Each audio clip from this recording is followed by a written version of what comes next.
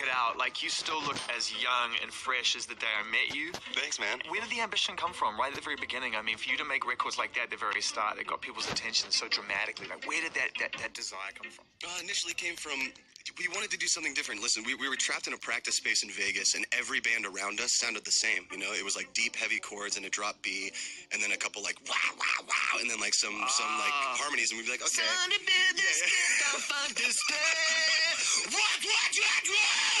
That's were you in the band? I think you were in one of the bands. So many of those bands. So that was cool, and I'm all about the movement, but dude, we were just like, we had to move completely away from it. So at that point, we were like, dude, we don't want to sound anything like this. And it kind of forced us in this direction to do something that we didn't even know what it was going to sound like until the end of the product. It was great, man. Yeah, it was. And it got a lot of attention straight away. Yeah. And I mean, the first thing you guys released hit very, very hard. Oh, my God. What was it like looking back on that now? Dude, that was a very interesting time because within 6 months, it went from knowing nothing about the music industry, making our first album, getting a call from management and label about we have to pick a song because radio's playing like 7 different songs. So we had to pick a single, not knowing what that really was. We're like, oh, this is a thing. So then we picked that in the car. Sins. Yeah, we picked I Read Sins Not Tragedies. And we were on the way to a show in our conversion van, tugging in this trailer behind us. It was terrible. And yeah, we got that call, and immediately we were just like, yeah, well, let's do that song. Let's start a rock song with cello. Yeah. It's going to mess them up so bad. Yeah. And then from that point on, like, the next year was just crazy. I think about you coming out and the words you said before about, like, who puts out a first single with a cello at the front? And, you know, the idea that you guys had, which was, you know, there's no expectation from our point of view, so let's just subvert from the beginning. And once you actually create a reputation for subversive behavior, right, and people like it, there's an expectation for you to subvert at all times. Yeah, that's a strange pressure. Yeah, but at that point, we were still on that, like, didn't pay your dues tip. So, like, people were still just like, you know, you need to pay your dues, pay your dues. And we were like, we really don't know what that means. Do we just make a Beatles album? I mean, we wanted to make something that was so much wilder before the... I guess striving for another place that you couldn't get consciously in the moment. Well, we were also just, like, at this height where we felt so detached from each other, you know what I mean? Like, there was still... at those times, like, even now talking about it, it's fine because so far removed from it. But at the time, in the heat of that moment, it was so bad. You know, we realized that we were growing apart, and we had to realize that, dudes, if we want to stay friends and stay humane, we need to realize that we probably should split this up. Back to the street. Found the band, as Brendon pointed out before, still in the throes of kind of that whirlwind of success. And, you know, you referenced a phrase, pay your dues. That was such a thing back then. Oh, yeah. So back then, it really was, like, you think about the landscape was so different. You don't do brand work. You don't submit your music for ad campaigns. Right. You don't have quick success without having some kind of historical reference point. Yes. All these things were things. Yeah, absolutely. And if you didn't have those set in order, you got so much chastisement from your peers. I mean, we didn't pay our dues. I know that, but neither would you. If a label came to you and was like, do you want to sign? You would be like, no, I'd like to pay my dues first to have some credibility. No, of course not, man. Come on. I mean, dude, I was at Reading.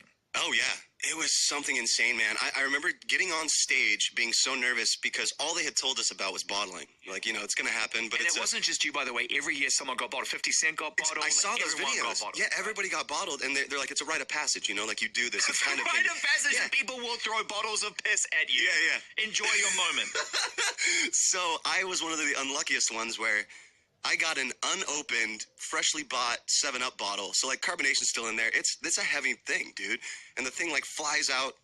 I remember, like, swatting bottles away because guitar player, bass player couldn't lift their hands or playing the song. So I'm, like, trying to swat them away.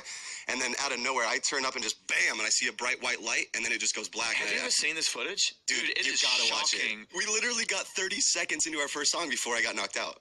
We had 30 seconds of time. I was like, this is going great. Yeah, and then you got knocked out. Passed out. Yeah. And what's funny was the bottles stopped. That stopped at that Everybody point. stopped at that point because everyone was like, oh, dude got hot. Oh, yeah. We got that. But then Fall Out Boy, somebody was golfing into their stage, like, hills away. Dude, someone was smacking, like, driving golf balls into the, and they were hitting the cymbal, and Andy was playing. He'd be like, bing, like dodging it left and right. Oh my God, Somebody I was throwing didn't like know that. 9-volt batteries, and it was crazy, dude. It was nuts. All right, we're catching up with Brendon from Panic at the Disco as part of Essentials, right, which is an amazing playlist which brings you bang up to date on where the band have come from and where they're at right now. Yeah. And we're excited about this new record. We're going to talk about that. Yeah. But we're kind of going through, the albums as it happens, and I want to talk a little bit about Mona Lisa. Which was one of those moments, I think, that after the second album, which you're right, had a very heavy Beatles influence to it and felt very much like you guys were searching for something out of the ordinary. Yeah. That you came back and you were like, we know what we are, we know who we are. And it felt like a different band to me. Yeah, at that point, Mona Lisa was actually, it started from a song that I had written maybe 6 months after the first album was done and we were touring on it.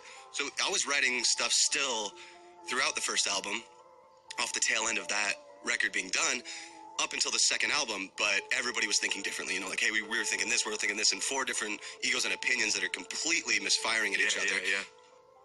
So then I went back and I was like, you know what, why even write new stuff, which I ended up doing. Like half the record is old or new stuff anyways, but just going back to the first stuff, I missed to a place when you were happy too. I missed it. I was like, man, I remember how excited I was when I wrote this hook for myself.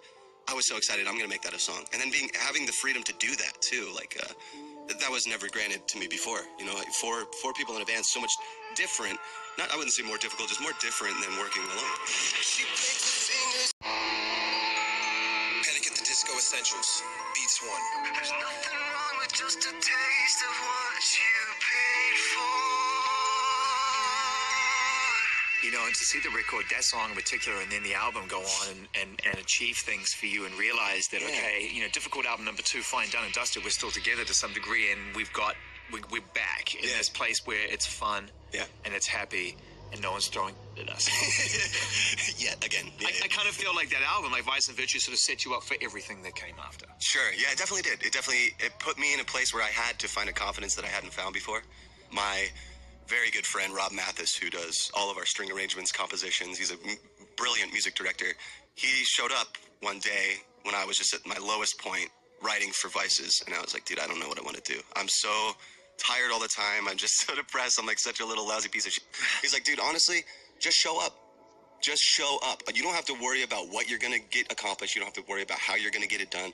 Just wake up and get out of bed. Just show up, dude. That's all you have to do. And I was like, okay, all right. So I stopped overthinking it, and I would just show up at songwriting sessions with people I'd never met, no agenda, no plan, no lyrics, no music, and just see what would happen. And then it evolved into every other iteration of an album, that was huge for me, man, to learn that. I was in such a place where I didn't want to get out of bed at all, and I wasn't a lot of times. So to hear that, like, just show up, dude. Something crazy will happen. It'll be great. Okay, Brendon, we're going to talk a little bit about, you mentioned the songwriting and some of the collaborations you've done with other artists before, and how important that is to be able to go into someone else's environment and not be Brendon from Panic at the Disco. Yeah. What do you like in that environment? What do you take from that experience, good or bad? Some of the high points and challenges of being put into somebody else's space of mind or their own desire and vision.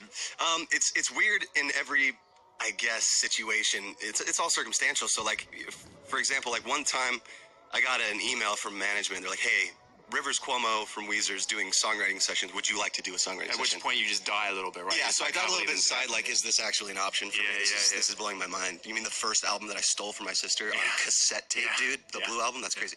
So I was like, yes. So I show up at this dude's house, ring the doorbell, like, hey, it's so-and-so from Panic. I'm here to do a songwriting session. And then just the quietest, come in. Just like, come in, dude. Perfect. And I was like, oh, jeez. So then I It would go have been in. so disappointing if you were going, hey, what's up, dude? Roll on in here. I got a 6-pack of beers and a fucking pack of smokes. Let's get it going on. If Rivers was the most extroverted, like, rock star, I would have been so bummed. Like, imagine it would be so You want a beer bong, bro? Yeah, I'd be like, oh my God. So then we got into the writing session. We're writing for like maybe an hour. And I just fully break down and I'm like, dude, listen, I have to tell you something before we continue. I'm the biggest fan. I got the Blue album when I was a kid. Pinkerton was such a big record. I just kind of exploded on him, and then he just kind of took it all in stride. Was like, thank you for saying that. That's very flattering. He's so quiet and so calm. So meditative. So then I was like, oh man, I don't know if he likes me. But then we finished the songwriting session. It's like, okay, we actually get along. And then he emailed me like, hey, we should work on something else together. And since then, dude, we've been friends. Like, I'm friends with Rivers. That's a very weird thing to say, but it's awesome.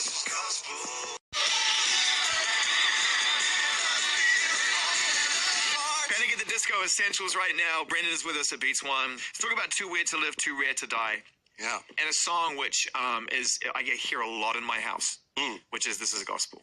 Oh, that's awesome to hear. As a massive, massive record in my house with my kids. And and I want to talk a little bit about that song and the making of that song and what this album means to you, because every single album has kind of continued to stitch you together to get you to a point where you're here today at 2018. So what is that album about? Absolutely. Yeah, that was just a further step from Vices, you know. So Vices, like I said, was kind of my first catapult into finding that confidence, figuring out what I wanted out of songwriting and as a producer and as a bandman.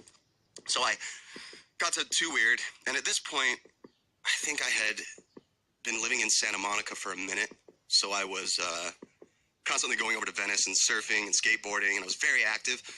I would hang out with my friend Jake, and Jake Sinclair, who's one of my best friends, has been producing records with me for the last about almost 9 years, and he's such a wild ass. Like that guy, we were at a point during that album where I was biking 25 miles a day, running 3 to 4 miles in between, doing like 300 push-ups, and then I would skateboard for however 15 to 20 miles. Dude, it was crazy. So I was so active all the time that in between all those times where I was outside, I was doing Vine. Like Vine became a thing. For me, dude, it was just a way to like, when I was writing for the album, I would just take a few minutes and be like, I have to get out of here, not think about that. And then I would like make a little joke beat. And sometimes those joke beats from my Vines would become songs on the album. So it was kind of great. I was like, dude, I get to expend all this energy. And then at the end of it, I can decide where it lands. If it goes on the album, or if it's just going to be a stupid coffee Vine, or if it's just going to be some other dumb thing that I do. You're sort of describing your best life in Los Angeles. Because to be able to get up in the morning and just skate all day, hang out down in Venice with your best friend, recording songs or not on Vine.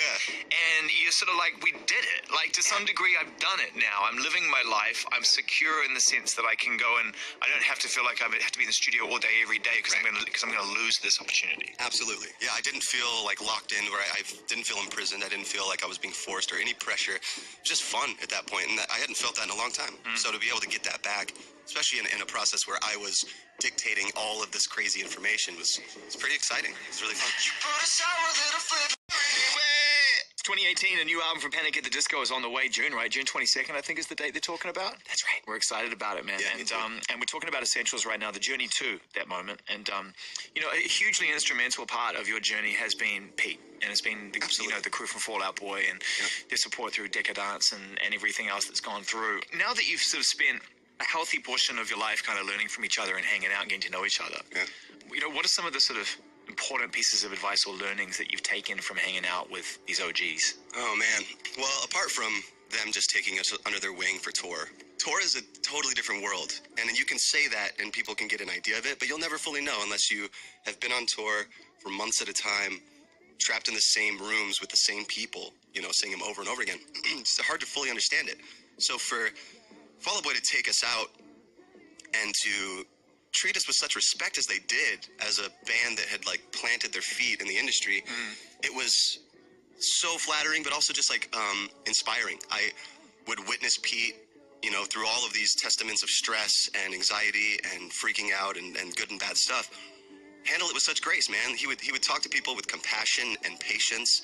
And I was like, man, I need to learn some of that, because in the first couple years of Panic, I was not patient, not compassionate, totally short with people, you know, looking for the door, just be like, all right, I'm done, I'm out, you know, like so not willing to be a part of it. And then over years of just hanging out with Pete, I think I just learned it secondhand, like a big brother. I think one of Pete's biggest tricks is I think that he has somehow been able to keep a lot of his fans and a lot of people who really obsess about him away from what he goes through. Sure. And he goes through a lot. Yes. And he's been more open in recent years about that. And he was open in the beginning, but he always put across this very kind of like confident, I got this kind of facade. Yeah.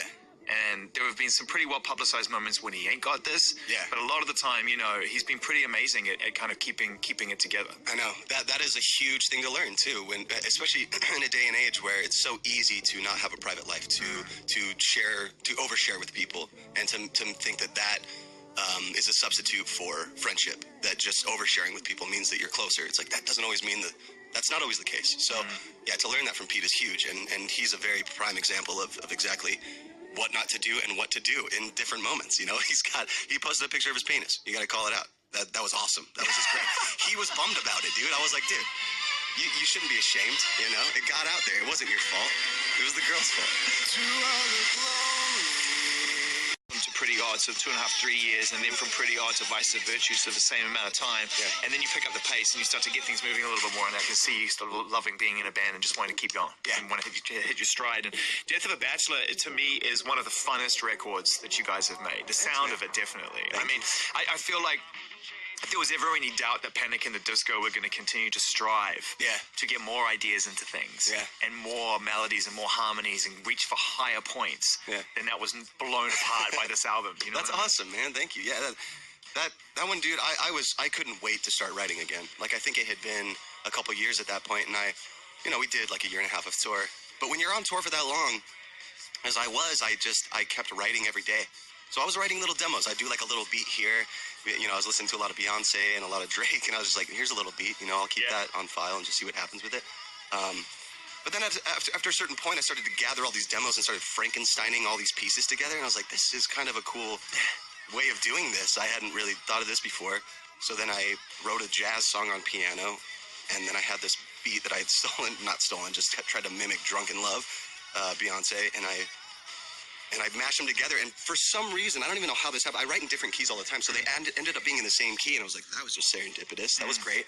Then I played it through. It was almost the same BPM, so I shifted a couple things, and it was like perfect. Exactly how it ended up on the record almost. It was like, dude, I didn't have to redo anything. This is great. I love it. Do any of the guys in the band ever turn to you and go, bro, that's crazy. You've gone way too far. Does anyone ever go like, dude, my buddy Jake, so when I'm writing, I'll just bring friends in, I'll have like my friend Kenny come in and play guitar. I'll have Dan play drums. Nicole can come in and play bass, whatever. But me and my friend Jake are main guys. Are the main guys writing. So whenever I do bring something to him, he is so honest. And I cherish that in people. I think that's one of my favorite qualities in people is the honesty. Even if you're saying something that I would take offense to, at least you're being honest. So with him, I'll show him a demo. And if it's not really up to par, he'll tell me. Like, I showed him a song one time for Death of a Bachelor. And I was like, oh my God, it actually hurts to like even think about now. I was just like, dude, yo, check out the song I wrote. And I showed him the demo, and he got through the whole song, and I was like, so? And he was like, the f*** is that? That's actually word for word what he said. Yeah, the f*** is that? And I was like, it's crazy good? Or he's like, dude, let's write a song. And then I was like, oh, wow. All right. But I'm glad, because I went back and listened to that piece of garbage that I wrote, and it's not good. It's not good, yeah. I think I was just on my high horse of like, I want to meet look at this this production Jake. stuff. He's the best. I want to meet this Jake. Shout out Jake Sinclair. Yeah. Keep me honest.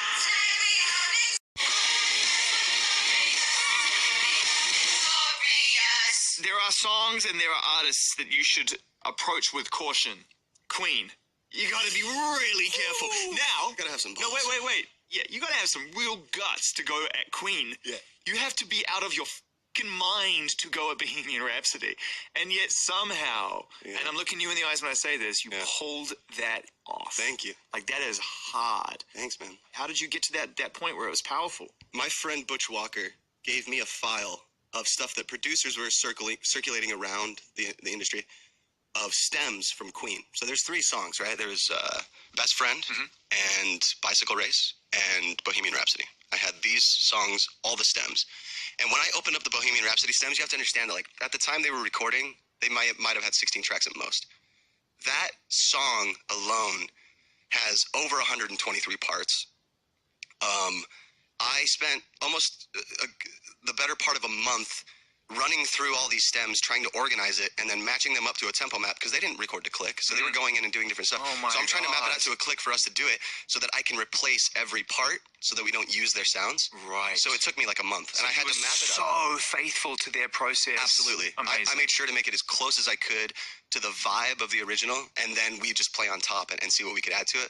But dude, there was no way I was going to half-ass That's how you did Bohemian. it. That's how you did it. Yeah. You didn't try and make it your own. You went in and said, look, can I actually bring a modern power to this record? Absolutely. Absolutely. I even watched every live iteration of the song and was like, okay, so they don't even do the middle part because they can't, but we have the technology now where we can do the middle part. We can do all the Mamma Mias and the, let me go. We can do all the high stuff. We'll blow it out. Like, it'll be crazy. It's one of those songs that anytime it comes on in a bar, everybody's singing it. I've noticed that anywhere I am, it doesn't matter where I am, dude. I could be in the UK, I could be in Asia, I could be in the South, I could be in Canada.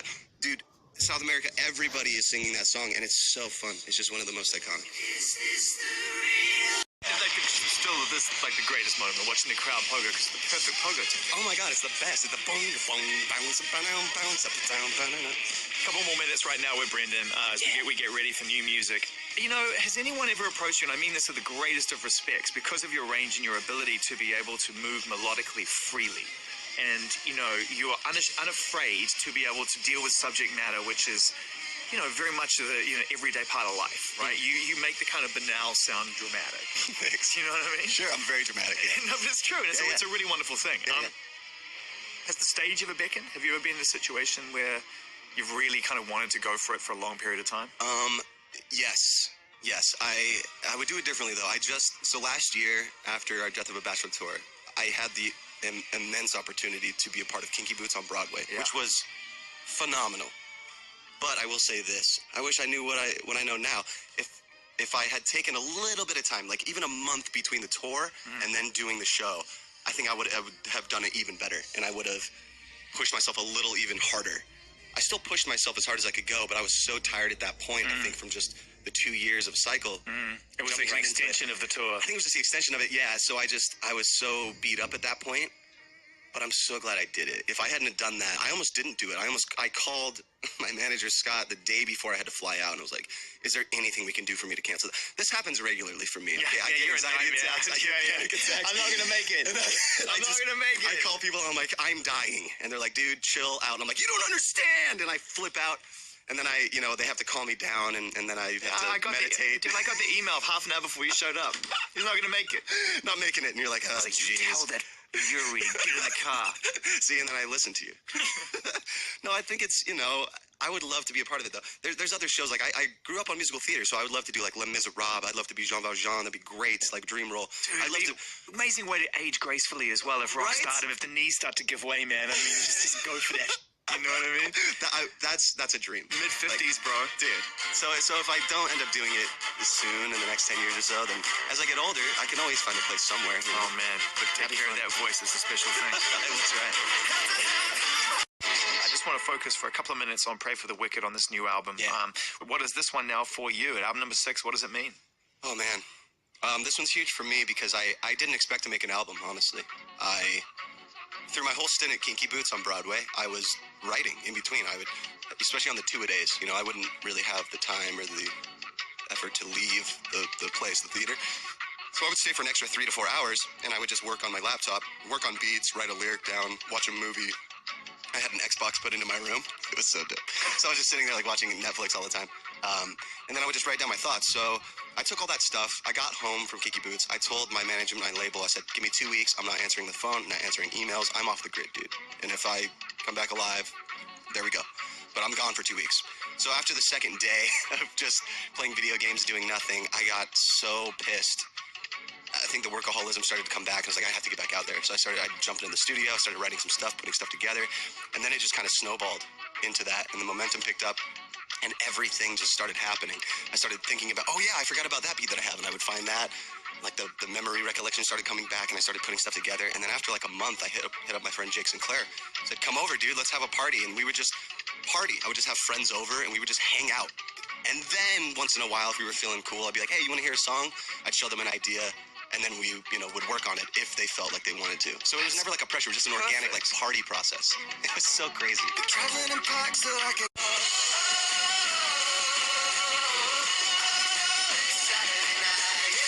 The album is called Pray for the Wicked, June 22nd. And then, obviously what you've done before, but with the intention of wanting to do it new every time, the idea of going out and playing songs in front of people. And how do you keep that fresh? 31 now, you guys have been around for like 13 years. Yeah.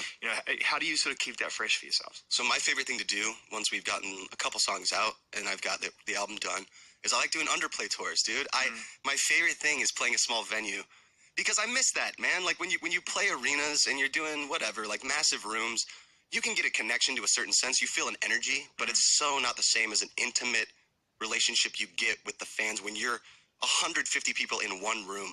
Their stage is maybe 2 inches off the ground. You're almost at eye level, where you're grabbing each other's hands, you're shaking, you're hugging. You're like, it's kind of just that ineffable thing, It's something that I'll never get rid of. I hope I never do. I want to bring it into the arena world though, where you can bring in that intimacy. It's so hard to do, but last tour I was able to play a song from a B stage on piano, and then I was able to walk through the crowd during one of the songs, and I was like, this is what no, you can't do this in an arena. I want to be able to do this all the time. So trying to figure out those ways to stay connected to the fans, to see that intimacy, and to understand where they're coming from is like my favorite thing.